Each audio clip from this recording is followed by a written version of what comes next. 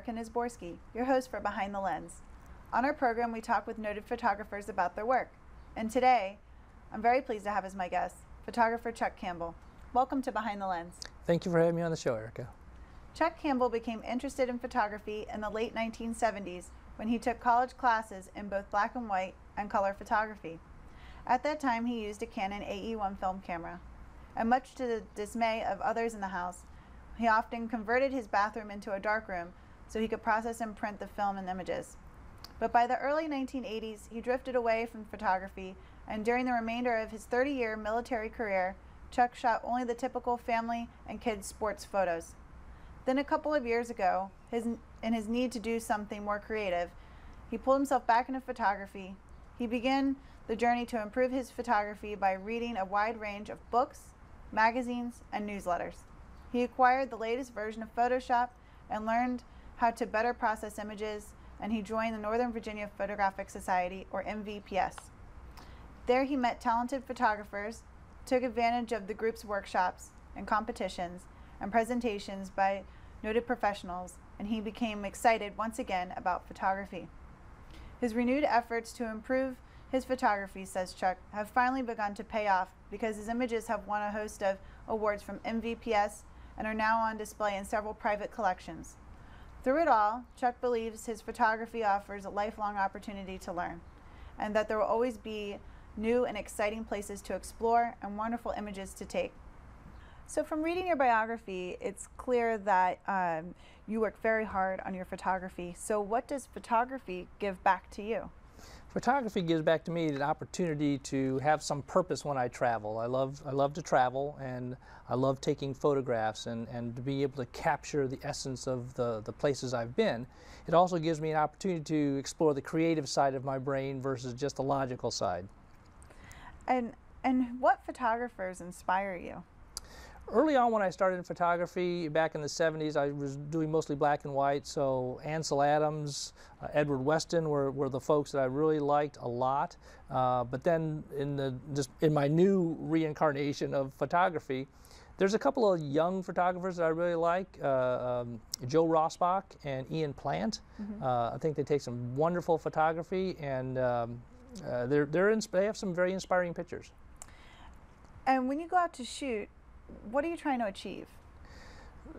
Well, whenever I go on a photo shoot, the thing I like to achieve, I like to get one good image that captures the essence of that particular location. And that's all I look for. I look for one. I'll shoot hundreds and hundreds of images, but I'll try to capture one image that says that is what I got out of that particular place.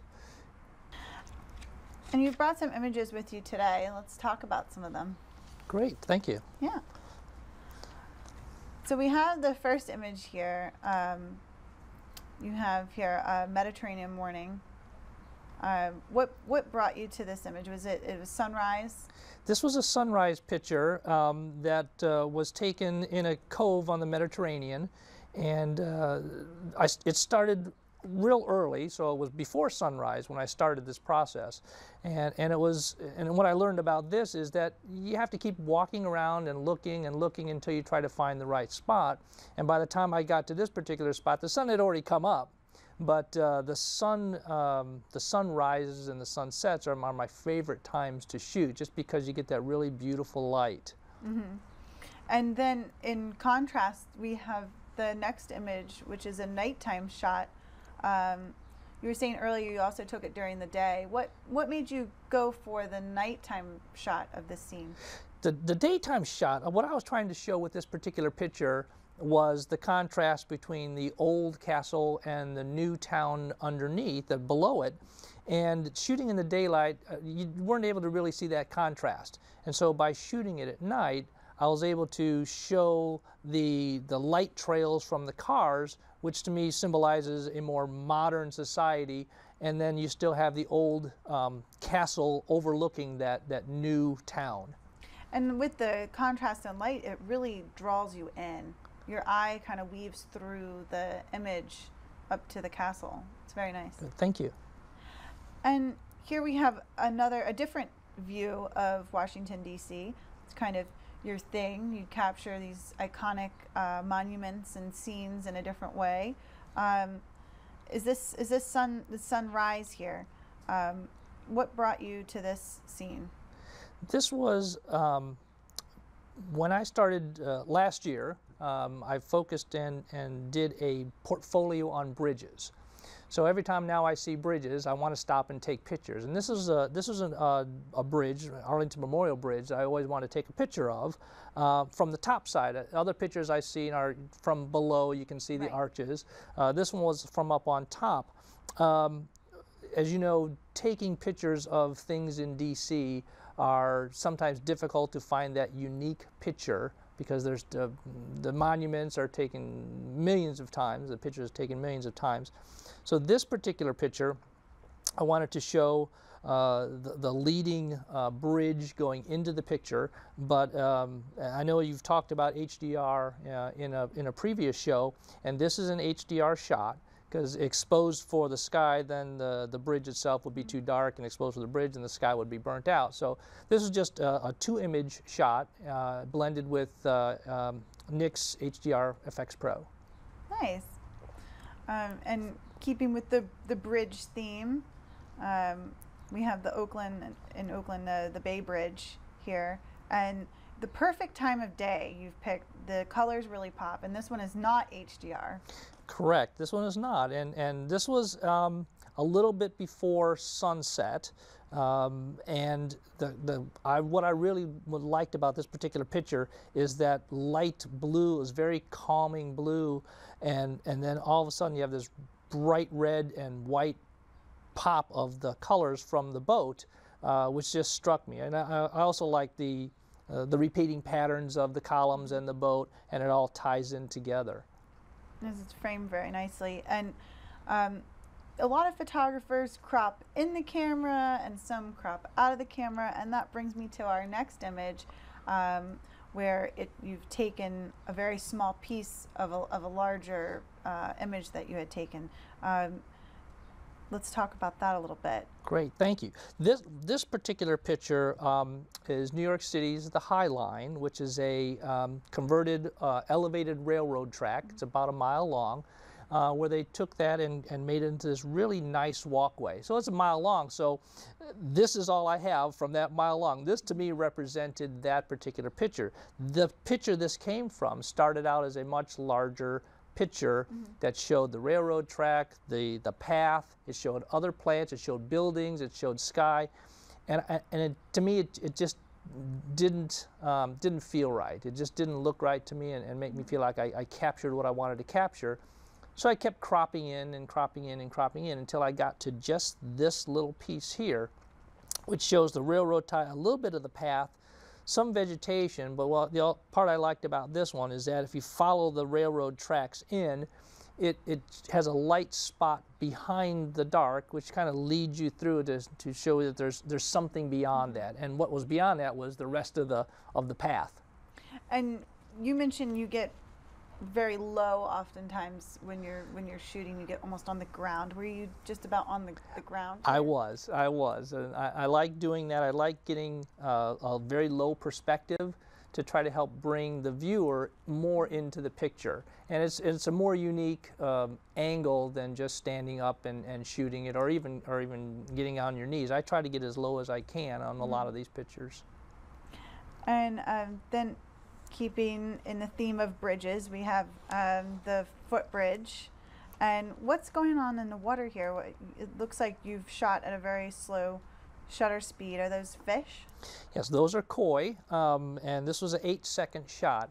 I experimented with this particular shot. I liked the bridge. It was a little footbridge. I liked that particular image, and I liked the setting. What I was experimenting with was how much movement was going to be in the fish. Too long of an exposure, I tried a too long exposure to see what would happen, and it just became more of an abstract. You really couldn't tell that it was fish, and too small, then the fish didn't have a lot of movement. So this was an 8-second exposure to show some movement without getting too abstract. And now with an 8-second exposure, and some of the previous ones we've talked about already, you need a tripod. So are you almost always using a tripod? I use a tripod for most of my shots, unless it's a very fast shutter speed. If it's fast shutter speed, typically for me is over 100th of a second. To me, that I can handhold a camera that long without getting too much shake. But most of the time, I will use a tripod. I have two tripods. I have one big tripod, big Manfrotto tripod, carbon fiber that a little heavy to carry around, but I don't use that for travel. So I have a very smaller Benro tripod that I use that folds very flat. That's easy to put in a backpack, and I can just go. Good for traveling, so you always Very have great it. for traveling. And still with the bridge theme, we have a wider shot here of a new bridge in Spain. Were you hiking? How did you find this scene? Well, if you look up in the upper left-hand corner of the scene, that was the hotel I was staying in. Okay. So it was right there, and we knew that there was a path going around, and that's what I find on these things. You just have to walk around and explore, and just keep walking down. And on this one, started out a very nice paved path. It turned into a dirt path, which turned into a dirt cliffs, which that's about as far right there as I was going. So, you know, that's I think a lesson for folks is just you got to get in and walk around and see what's there and keep trying different angles until you find the one we want. I mean, this is an iconic bridge. It was built in 1751, and that's their new bridge. Yeah. The old bridge is really old. But I like the shot because it has the nice little waterfall in the bottom part of that, as you can see. But it really showed me, depicted how I felt about that with the very rocky, arid environment, except for some place where you have some water coming through.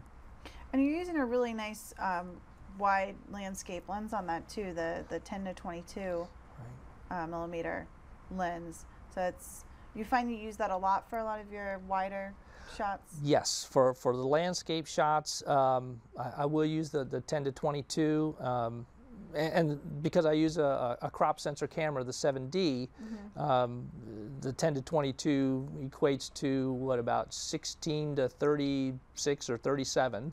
So on a full frame camera, so it's wide but not too wide. Yeah. Because I don't want to do a fisheye. Right. So it's about as wide as you can get without distorting your image. Right, exactly. And so I do use that a lot for landscape pictures. Nice. And still in the theme of the bridges. This is the last one, I promise. It's a very rich in color, very lush photo. Is the Tea Garden Bridge. It's a different bridge. It looks vastly different than the other ones you've shot. How did you come across this one? This one, again, one of the things I like to do is just walk around. And when I went to San Francisco, I walked all the way from Fisherman's Wharf area all the way to the Golden Gate Bridge. And so I just walked everywhere. And I just happened to walk into Golden Gate Park and the Japanese Tea Garden and found this bridge, which was very unique. It's actually a very small bridge. If someone was standing next to it, you basically have to crawl across this bridge. You try to walk and crawl, and the part about this one is patience, because it was a very popular little bridge, and everyone wanted to walk across it, and they would stop at the top and just smile for someone so they could take their picture, and they would pose, and I had to wait for them to go. I stood there for 45 minutes until I could get a clear shot. But it is a very unique bridge, and I just love the framing of the branch underneath and all the green around it. Yeah, you spend a lot of time with your images, setting them up and waiting and getting the right angle and forming. You have a lot of your vantage points, and there's triangles that are naturally formed within your photographs. It's very nice. Well, thank you. We have a water shot. Great Falls at sunrise. It's very nice, like colors, contrasting colors in here with the way the sun's